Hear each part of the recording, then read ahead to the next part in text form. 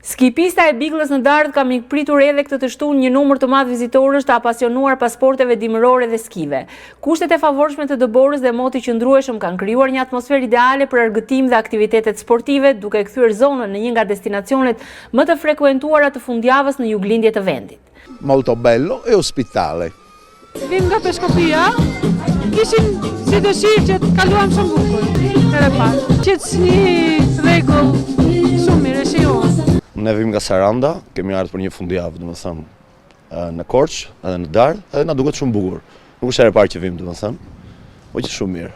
Ushqimi, veç vendodhja domethënë që ka këto shtëpi karakteristike, edhe që ka pak borë, se ne vim nga deti, kështu që...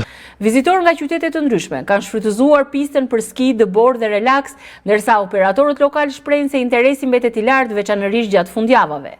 Skipista e Biglës vijon të jetë një pikë referimi për turizmin dimëror në Dardhë, duke tërhequr çdo javë dashamirës të natyrës dhe sporteve alpine.